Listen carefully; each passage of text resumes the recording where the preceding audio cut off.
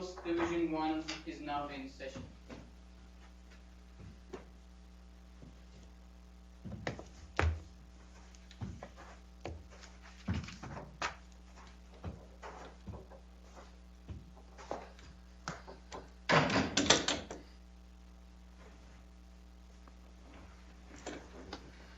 You may be seated.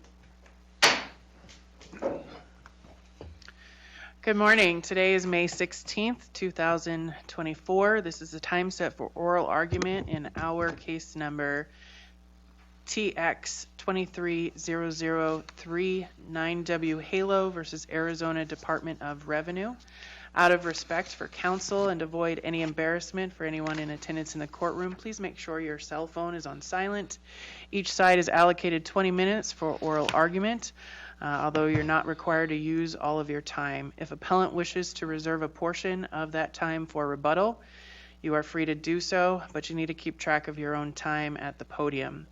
The clock on the podium reflects your total remaining minutes. Please keep in mind that we have read the brief, studied the record, and discussed the case in conference, so please keep that in mind as you present your case. It's my understanding, I think the city wants 1 minute at the end.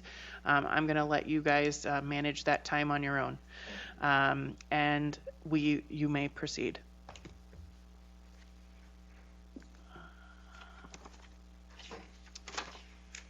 Good morning. May it please the court, my name is Douglas John. I'm with the law firm of Fraser, Ryan, Goldberg, and Arnold, and I will be representing 9W Halo OPCO. Throughout the arguments this morning, I will be referring to the taxpayer as Angelica.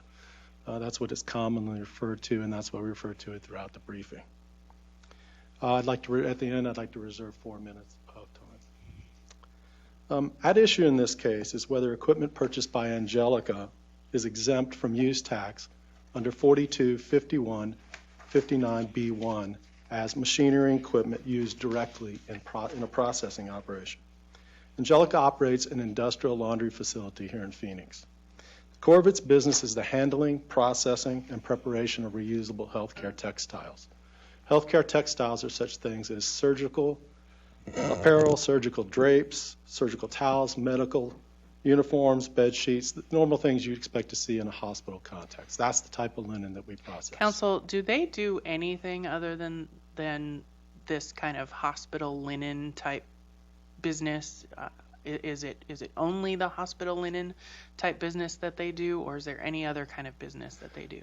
It's healthcare textiles. Okay. That's what they do.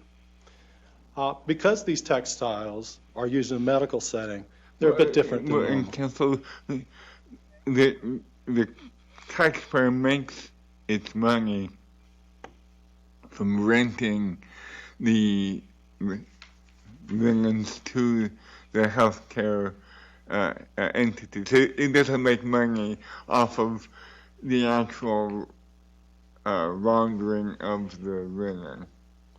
Well, we disagree with that characterization. I'm not characterizing. I'm asking. Well, yes. I mean, to say that Angelica is a linen rental business only is to mischaracterize the core nature of its business, which is sanitizing and processing healthcare textiles. The rental side of business is how Angelica distributes the end product. So, counsel, along that line, are there non-contracted parties that can come to Angelica with their own materials and say, sanitize this for a price and then give me back my stuff? No. Okay. No. If you remove the processing from the equation, its product is not only less attractive to consumers, but there really is no product at all, because the textiles, once they're processed suitable for the purpose for which the customers ask for it. Well, and counsel, when we talk about processing, and we use that in a colloquial sense, but is processing defined under the tax code? And if it isn't, how do we determine what the meaning of processing is?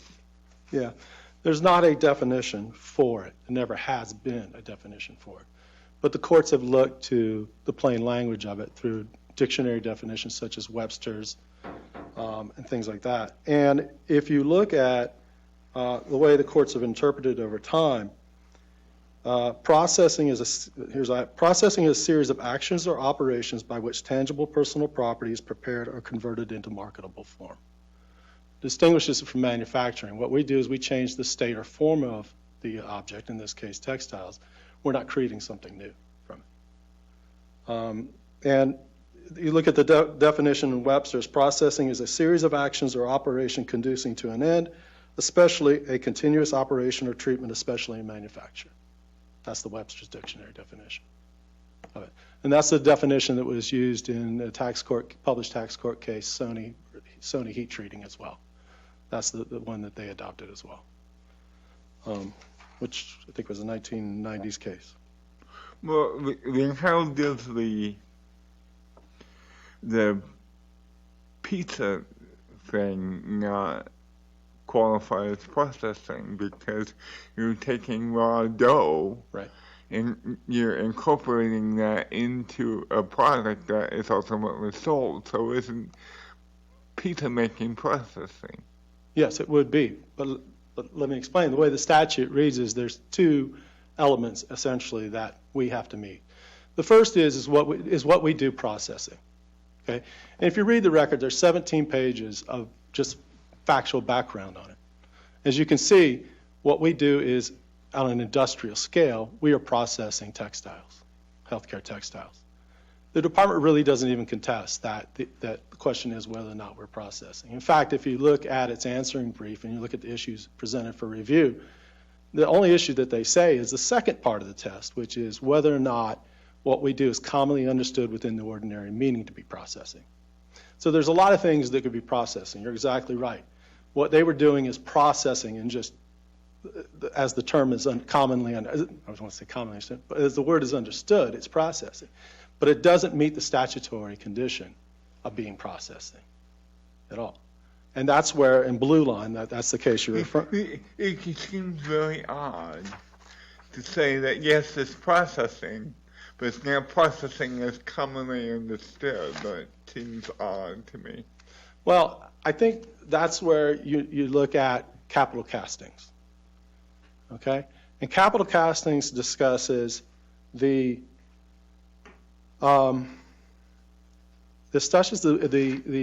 legislative purpose behind the statute. And the legislative purpose behind the statute was to exempt machinery and equipment that are used in industrial processes. That's the word they use, industrial processes. So, for instance, in the case you're pointing out, the Blue Line case, obviously making pizza dough in a restaurant doesn't meet that test. It's not in an industrial setting. It's simply for a single restaurant, and that's it. If I sew clothes at home, that's a process, so to speak. Counsel, does the word industrial appear in 5159? No, it does not. And this is a tax exemption statute, correct? Correct. Okay, so we have a mandate to strictly construe tax exemptions. You agree with that? Correct. And the presumption is against application. So if the word industrial is not in the statute and you're saying we need to differentiate, or the only way you differentiate Blue Line's pizza operation from Angelica's industrial scale sanitization operation is the scope and intensity of the use, but that doesn't find expression in the statute, how do we reconcile our requirement to construe the statute strictly and presume against application? That's a good question. I think that's one of the essential questions in this case. And again, I would point you back to capital castings. In capital castings, the court brings up this exact point that you're raising, Your Honor. It says, the court strictly construes tax exemptions, but, quote, not so strictly construed as to defeat or destroy the legislative intent and purpose. And if you look at what the capital castings points out is what was the legislative intent and purpose, and it was to stimulate business investment in Arizona in order to improve the state's economy, increase revenue from other taxes, such as income and property taxes. And then they go on to say, its purpose was, quote, to exempt machinery and equipment used in industrial processes from the use tax. So, in interpreting the statute, and again, I'm quoting from Capital Casting, the Supreme Court case, it says the exemption statute should, quote, should further, not frustrate, the policy of encouraging investment and spurring economic development. So, counsel, I understand that's what Capital Casting says, but I think the concern here is how far does that go? Because I think what the department is arguing is that we could construe this statute in such a way using the intent of the legislature that every single business creates an exemption. And I don't think that's what the legislature intended, or that's what Capital Casting seems to indicate, but how far does that go? Well, I think if you look at, again, what we do in terms of the scale, okay, there's three things: scale, the nature of the equipment we use, and the nature of the process. And if you look at scale, we operate in a 68,000 square foot facility. We process over 30 million pounds of textiles per year. Nature of the equipment. If you look at the nature of equipment, we have conveyor belts. We have these large, I would point you to index record of 19, pages 2 through 14, because there we have pictures. We have pictures of exactly what we do. And I think if you look at those pictures, it becomes clear this is an industrial operation. But how does it differ from a dry cleaning operation? And again, I understand what you're saying. There's, however many pounds. But if you have a dry cleaner that has multiple locations and they take everything to one central location and operate it there, how is it different? Because what we do, dry cleaning cannot. I understand. I'm not saying that dry cleaning can do what you do. I'm saying in terms of processing, the definition that you're wanting us to adopt, how does that make it different as a dry cleaner and your business? They're both industrial operations at that sense, if I'm understanding your definition. And so we're kind of construing this statute now in a much more broader sense, potentially, than the legislature ever intended. Well, I think, again, if you go back to Capital Castings, the whole purpose of the statute was to encourage investment in industrial equipment. Now, whether a dry cleaner, as what you're describing, fits into that or not, I don't know, because we don't have that. Those facts are not in the record. But the intent of the legislature, again, if you read Capital Castings, was to encourage investment in industrial type equipment and that people do industrial processes. If you had a dry cleaning establishment on the scale that Judge Foster describes, would getting clothes dry cleaned in that way constitute processing? It may or it may not. Again, it would depend on the facts, but it would qualify as processing in the same sense that the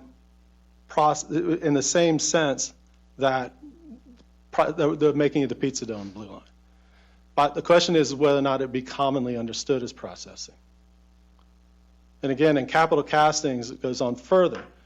And in Capital Castings, they were asked the question of whether certain expendable items that were used for a foundry, such as silica sand, exothermic molds, all these things, which frankly, I don't know what they are. But if you read Capital Castings, I think you clearly come away with the impression of these are not items that you would that you would not commonly understand. And that is the issue with the application of Capital Castings, because what we're talking about in Capital Castings really is the application of whether or not it's machinery or equipment. But machinery or equipment isn't qualified by the statement that's later talking about the operations, which is that as far as operations go, we have to use commonly understood within their ordinary meaning. And so it's unbounded from that analysis, and I think ADOR says that. But let me since we're running close to your time, let's take it the other way. I think most people would agree that a meat packing plant is a processing operation. Well, there is a business in Coconino County where a gentleman goes around and he processes game in a trailer. It's certified. He has all the equipment in there, and he's a one-man operation, and he processes carcasses into game into steaks and chops, and then packages them, and then gives them back. But because it's one man in a trailer, does that mean that his equipment is not exempt, even though he's a meat processor? Well, I would certainly constitute, he's processing meat. The question is whether or not it meets the statute, the definition statute of what is ordinary is commonly understood. So your point is that he is not a processing operation because he's one man in a trailer? I don't know. I think what we are looking at is it commonly understood within our industry? Is it the industry or is it the common understanding? No, I think that's at the crux of the case too. If you go back to Meredith says it's a common man's understanding. So does the industry represent the common man's understanding? Well, I think after this is the amicus's position and the state's position to amicus. So if you would address that directly. I will. If you go back, Meredith has this language in there that is commonly understood as what a common man would understand. That's very subjective, and it's almost unknowable. What we're advocating is for some kind of standard, and the standard is a similar standard that was adopted in capital castings, which is you look at how the relevant industry considers what you do to be processing or not. And in our case, if you look in the record, everyone, the accrediting agencies, the customers, the regulatory agencies, the other industry participants, they all talk about and define what we do as processing. There's nothing in the record to contradict that. The department didn't even offer a contributing statement of facts to our facts. Okay, so let's assume then, for the sake of argument, that how the industry characterizes what Angelica does is not necessarily coextensive with what the average Joe on the street would understand. So from there, how do we get past the presumption and the duty to strictly construe the statute that is not in capital casting's interpretation of machinery and equipment, but does apply to processing operations? How do we get past that? Because I think in the larger sense, what capital casting said, how you have to interpret the statute. They didn't say just with regard to machinery and equipment. They said they had to interpret the entire statute such that it exempts industrial processes and machinery. And the whole point was it should further not frustrate the policy of encouraging investment and spurring economic growth. That wasn't confined to just the machinery and equipment question. It was confined to how you construe the entire statute. Counsel, if the common person has never been exposed to what your company does, as I was before I worked on this case, right? How can there be a common man's understanding when a common man is ignorant of how this all works? I agree with you 100%, and that's why the department's position of what a common man's understanding of a certain industry of which you have no knowledge. They have no knowledge of it. So it's a completely subjective test. Essentially, the test they're offering you is, I know it when I see it. And that's it. They have no evidence for it.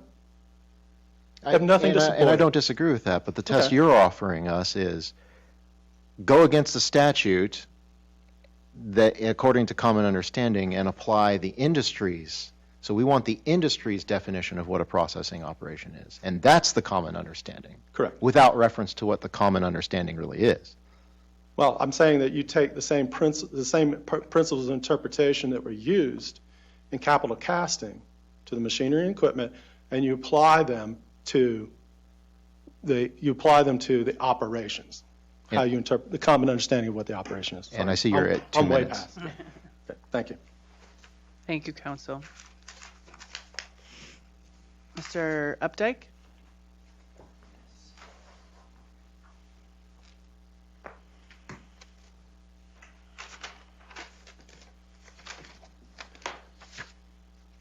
May it please the court, my name is Ben Updike for the Arizona Department of Revenue.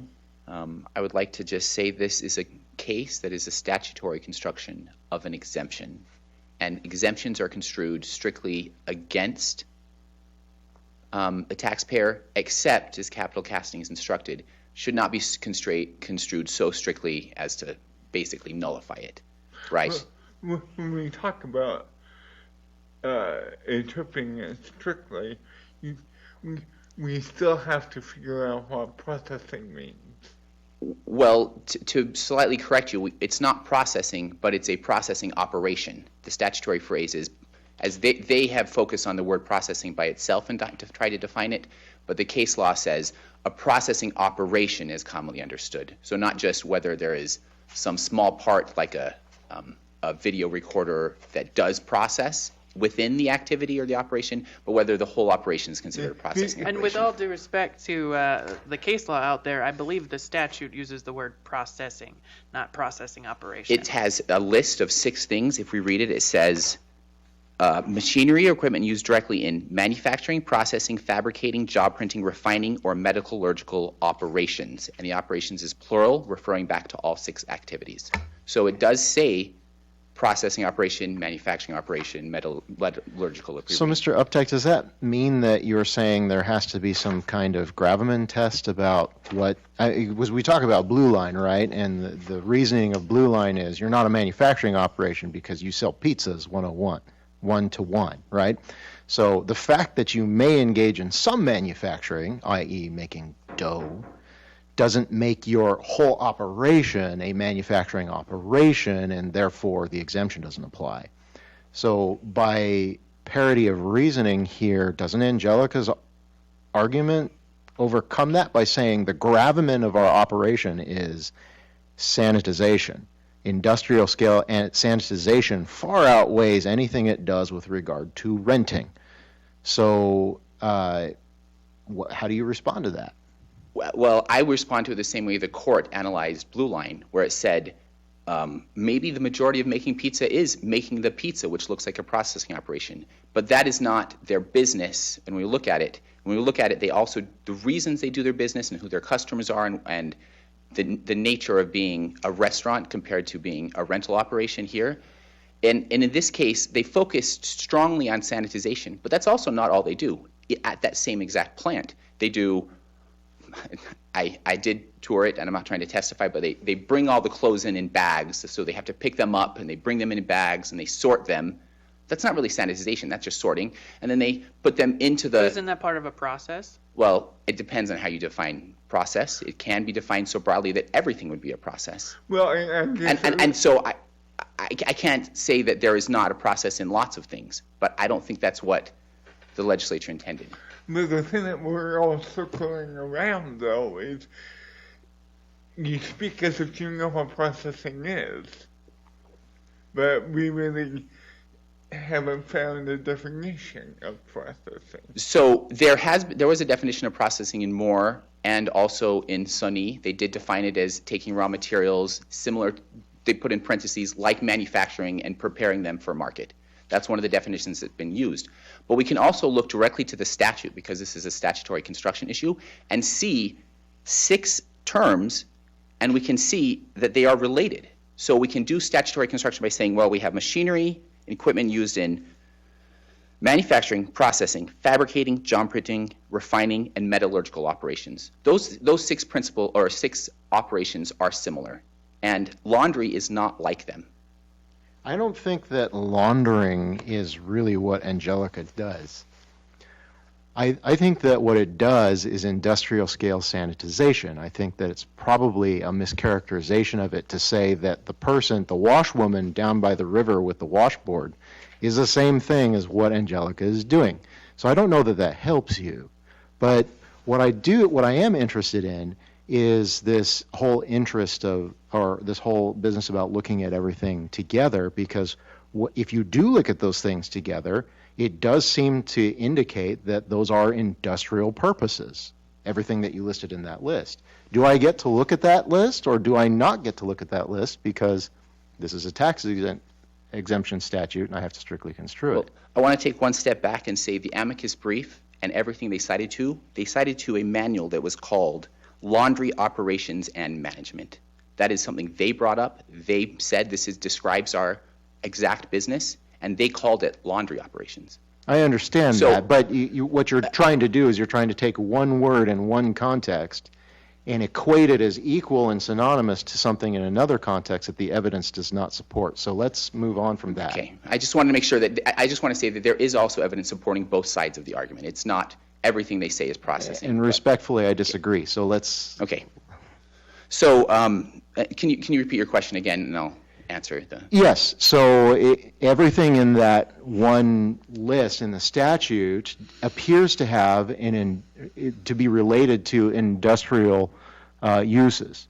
So do I get to look at that? In which case, I'm adopting Mr. John's argument that there's an industrial component to this, and really the only way that we define this is by scale. So if what Angelica does is an industrial scale, and by Webster's definition is taking something and putting it into a different form, and to me, I look at something like that's unusable, right? Like MRSA soaked bed linens, and then turning them into sanitized stuff as admitting of raw material being processed into a different form.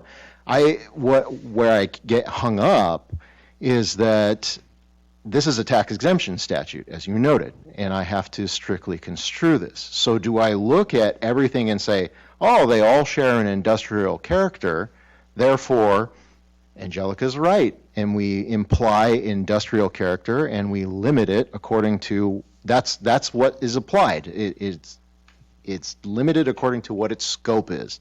The intensity of the use and the scale of the use is what dictates what this exemption statute applies to.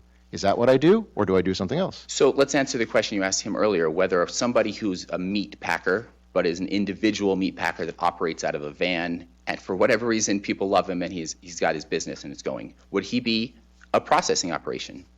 Well, under case law and under the department's understanding of the statute, he would be, because he is processing meat. I don't know what kind of machinery or equipment he would be purchasing. I don't know. I'm not a meat packer. I don't really understand. But he is engaged in something, the processing operation, that is commonly understood to be a processing operation. So could he? I suppose that makes sense to me, that it would not be solely the scale of it that makes you a processing operation. Well, where do you get that's commonly understood to be processing? Where do you pull that from? So there are lots of cases throughout various states that talk about what's commonly understood. There's also cases in Arizona that talk about things like ginning cotton is commonly understood, pasteurizing milk is commonly understood, taking other food products and processing them for market is commonly understood to be processing. So does it mean that something isn't commonly understood until the court decides it's commonly understood? I don't think so. I think that when this statute was passed many, many, many decades ago, they had an understanding of processing. For example, manufacturing generally means doing something like making cars or machinery and capital casting, that sort of thing. We don't commonly understand it as food is not manufactured, right? And yet food is processed. So there's a slight distinction between that, and that holds through many of the different states, if you look at them, or you can look at some summaries of various definitions for different exemptions across the country. And because food is commonly understood as processing, I believe that the meatpacking exemption would be processing, because all of the foods that we've seen in any of these cases, lettuce, cooling, or whatever it is, they're considered food processors.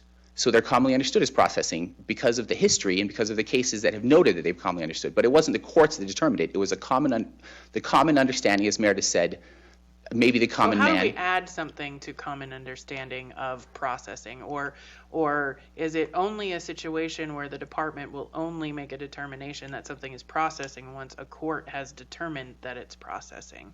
Where do we draw that line there? Because the common understanding, what you're saying, is that it's based on what the court has determined processing to be. So is it really up to us to say this is what processing is? Because there's no other definition as to tell us what the common understanding is. Well, I will say that I did not process my clothes. I cleaned them or I sanitized them.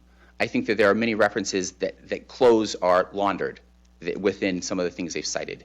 I think But that did your clothes go through the same process that Angelica uses to process the linens? I do not think so. I Would don't you know. lay on a hospital bed that had linens processed the same way that your clothes were processed versus the way that Angelica processes linens? Well, I don't know, but I think that if you could also say that the Angelica launders linens, and the amicus brief is saying that in some of their Would you citations. lay on a hospital bed that had linens that were laundered the way that you launder your clothes at home? I hope that they were done at an industrial, very high, 99.99, whatever the HIPAA safe rate or the activity is. I agree that there is. So does that create a different classification for what Angelica does than what a launderer does? No, because the association refers to Angelica's activity as laundry, as laundering operations. So So we are relying on the industry's definition then for common understanding. I think that you can rely on some of the things the industry has said. I also think that both the industry calls it laundering, and I say I clean my clothes. Everybody wants to wear clean clothes. Nobody actually says they want to wear processed clothes. It's not a common phrase. It's not a common understanding.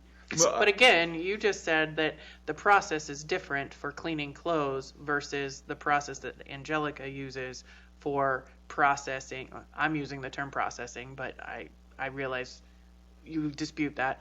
But for what they do to the linens to sanitize them. It is a very similar step. If you read through their briefs, we collect the dirty laundry, we sort it, we wash it with high-level chemicals, carefully calibrated. They do the same basic steps, but they do it to a better degree. I will admit that. It's in the record. They do it at both a larger scale, with a large operation, a larger amount, and to a higher degree of cleanliness. Let me be just absolutely clear on that because it was not entirely clear. The department does not dispute the actual kind of mechanisms that Angelica uses in its operations, correct? Factually? Yeah. No. We dispute the characterization of that. Right. So the 17 pages about you don't dispute like that they take it from here and they put it in this and this is the type of machine and they heat it to this and they use this many chemicals. Department doesn't dispute any of that. No, there is nothing to dispute. Okay. It's factually supported. That is correct. Okay. Let's talk about, because you were saying we can look at all these other cases, and there are lots of cases that say that laundries are not processing. What about ALSCO?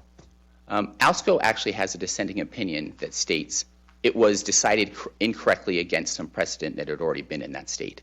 But if we're going to compare ALSCO. But that was basically because ALSCO says Tennessee follows a Chevron-like deference. So to answer the question, if we look at the statute at issue in that case, so I think that's what we have to do here because it's statutory construction. We have to look at the language of the statute. If we go between all the various out-of-state cases and see what they used in their statute to determine, some of them talk about processing, manufacturing. Some of them talk about other activities, fabricating, and they use various words. Very few of them say, as commonly understood within the ordinary meaning of that. The only one that ever did was the Arkansas case from several decades ago that says it's not commonly understood, and that's the language Arizona has in its statute. So not all of the same cases have the same degree of help understanding what it means because the statutes are varied.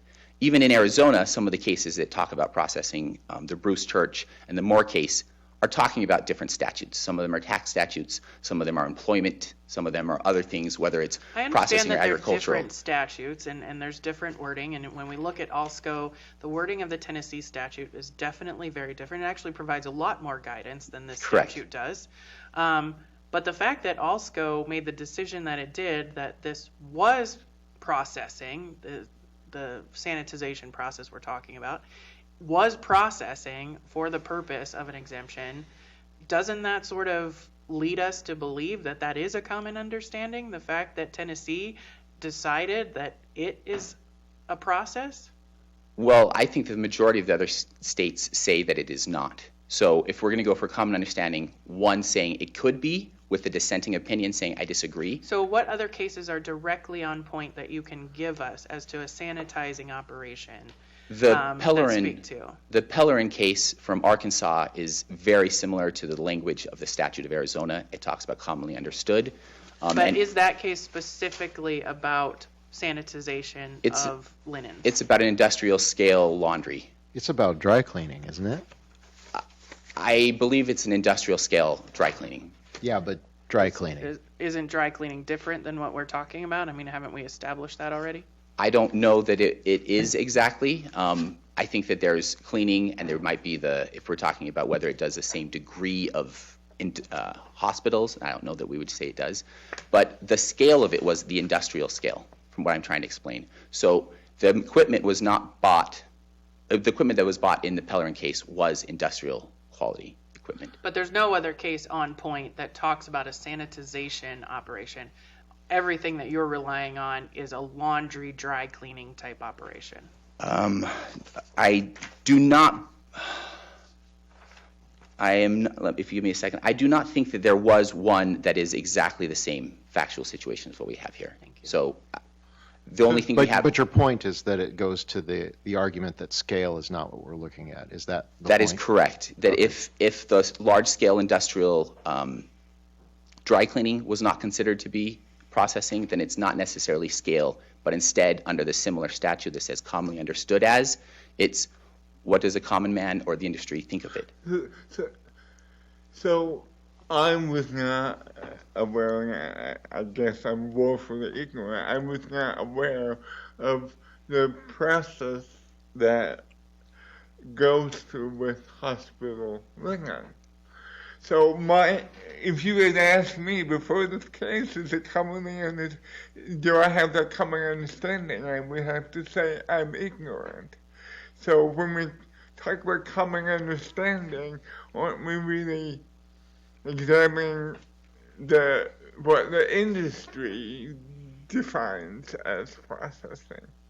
I would say that we can't solely do that because Meredith says the understanding of the common man, as well as they're bringing this from capital castings to bring it in, but capital castings was not about the common understanding of processing, but of machinery and equipment. But if you asked an employee of Angelica what the common understanding of processing is, I would think you might get a different answer than if you pull someone off the street who knew nothing about Angelica, about is that processing or not. You'd have to explain it to the common man.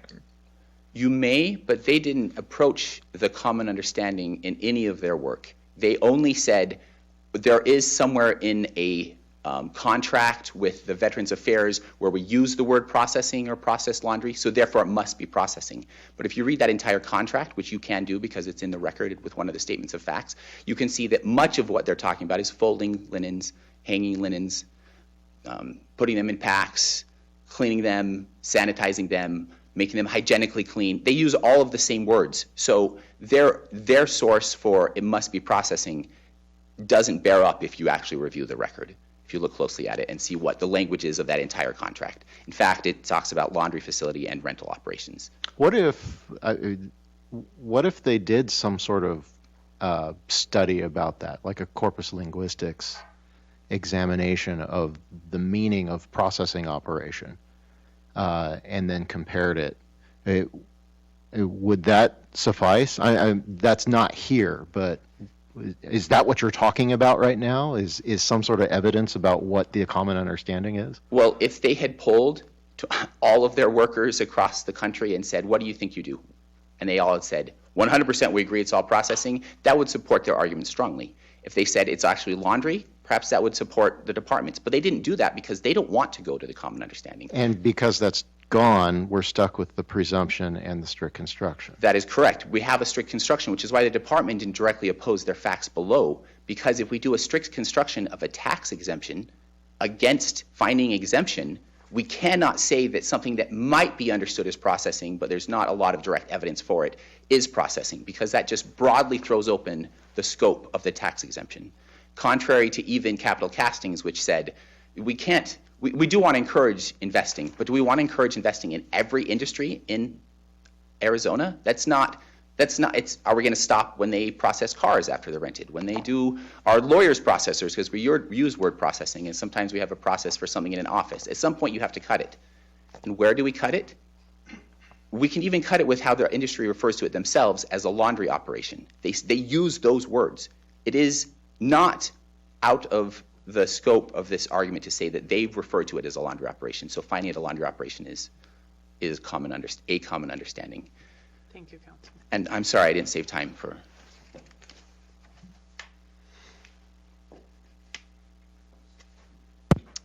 Thank you. I'll be very quick. Going to hit a lot of points. First of all, about the accrediting agencies, Healthcare Laundry Accreditation Council, Textile Rental Service Association, who wrote the amicus brief. If you look at HLAC's publication, accreditation standards for processing reusable textiles for use in healthcare facilities. If you look at TRSA's main publication, standards for producing hygienically clean reusable textiles for use in healthcare industry. Processing throughout that is mentioned throughout the entire document.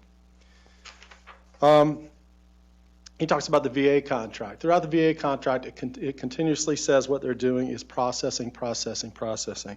Section 6 of the VA contract specifically describes, it couldn't be a better description of Angelica's operations. It says, quote, processing of reusable surgical textiles is a complex process requiring... Counsel, I don't doubt that the industry, that there's a lot of evidence in the record that the industry regards Angelica as a processor. The question is whether or not that industry understanding of it is synonymous with the common, ordinary understanding of it. So could you speak to that? Sure.